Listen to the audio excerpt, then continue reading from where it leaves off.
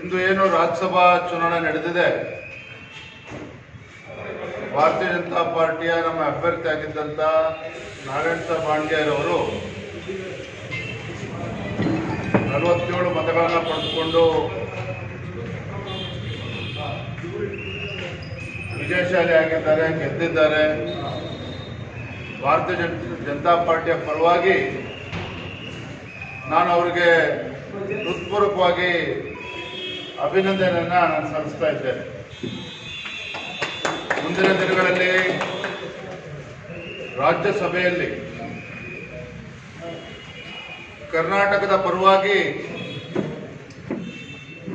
ಧ್ವನಿ ಎತ್ತುವ ಮೂಲಕ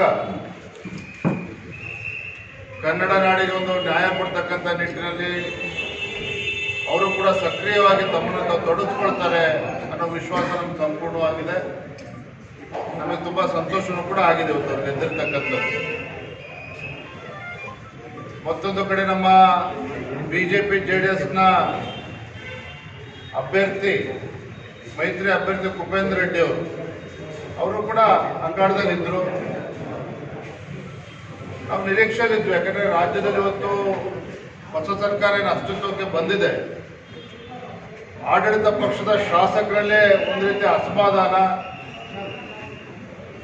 ಅಭಿವೃದ್ಧಿ ಇಲ್ಲದೆ ಇರ್ತಕ್ಕಂಥದ್ದು. ಆಡಳಿತ ಪಕ್ಷದ ಶಾಸಕರೇ ತಮ್ಮ ಕ್ಷೇತ್ರದಲ್ಲಿ ಇವತ್ತು ಓಡಾಡದೇ ಇರ್ತಕ್ಕಂಥ ಪರಿಸ್ಥಿತಿ ನಿರ್ಮಾಣ ಆಗಿದೆ.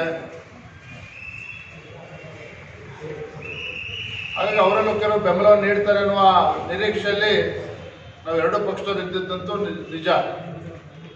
ಆದರೆ ನಮಗೆ ಅದು ಹಿನ್ನಡೆ ಅನ್ನೋದಕ್ಕಿಂತ ಹೆಚ್ಚಾಗಿ ಇದನ್ನು ನಾನು ಸವಾಲಾಗಿ ಸ್ವೀಕಾರ ಮಾಡಿ ಮುಂದಿನ ಲೋಕಸಭಾ ಚುನಾವಣೆ ಭಾರತೀಯ ಜನತಾ ಪಾರ್ಟಿ ಮತ್ತು JDS ಒಂದು ಮೈತ್ರಿಕೂಟ ಏನಿದೆ, ಎಲ್ಲ 28 ಕ್ಷೇತ್ರಗಳಲ್ಲಿ ಗೆಲ್ಲೋದ್ರ ಮುಖೇನ ಈ ಸರ್ಕಾರಕ್ಕೆ ತಕ್ಕ ಉತ್ತರವನ್ನು ನೀಡ್ತೇವೆ ಅನ್ನೋದನ್ನ ಈ ಸಂದರ್ಭದಲ್ಲಿ ಹೇಳೋದಕ್ಕೆ ಇಷ್ಟಪಡ್ತೇನೆ. ನಿಮ್ಮ ಮುಂದಿನ ಪ್ರಶ್ನೆ ನಾನೇ ಹೇಳ್ಬಿಡ್ತೇನೆ. ನಿಮ್ಮ ಮುಂದಿನ ಪ್ರಶ್ನೆ ಇವತ್ತು ST ಸೋಮಶೇಖರ್ ಮತ್ತು ಹೆಬ್ಬಾರ್ ಅವ್ರ ಬಗ್ಗೆ ನಮ್ಮೆಲ್ಲ ಪಕ್ಷದ ಮುಖಂಡರು ಕೂತು ಚರ್ಚೆಯನ್ನು ಮಾಡಿದ್ದೇವೆ.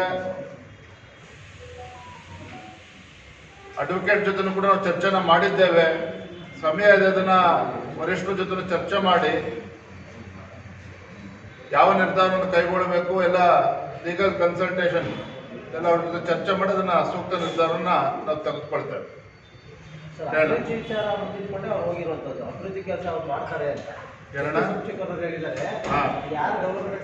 ಗೊತ್ತಾಗುತ್ತಲ್ಲ, ಮುಂದಿನ ಲೋಕಸಭಾ ಚುನಾವಣೆಯಲ್ಲಿ ಯಾರ್ಯಾರ ಹಣೆಬರ ಏನಂತೇಳಿ ಗೊತ್ತಾಗ್ತದೆ. ಯಾರ್ಯಾರು ಆಟಾಡ್ತಕ್ಕಂಥ ಪ್ರಯತ್ನವನ್ನ ಮಾಡ್ತಾರೆ, ಬರೋ ದಿನದಲ್ಲಿ ಸೂಕ್ತ ಉತ್ತರವನ್ನ ಮತದಾರ ನೀಡ್ತಾರೆ. ಥ್ಯಾಂಕ್ ಯು, ಧನ್ಯವಾದ.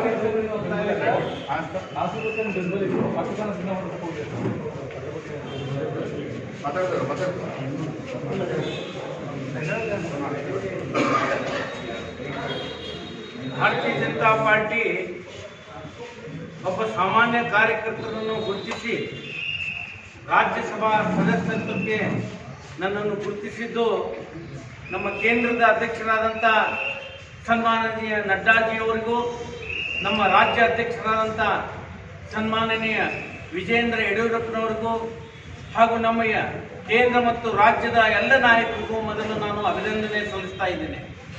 ಇದು ಕೇವಲ ಭಾರತೀಯ ಜನತಾ ಪಾರ್ಟಿಯಲ್ಲಿ ಮಾತ್ರ ಸಾಧ್ಯ. ನಾವು ಯಾವತ್ತೂ ಹೇಳ್ತೇವೆ ಪಾರ್ಟಿ ವಿತ್ ಎ ಡಿಫರೆನ್ಸ್ ಅಂತ.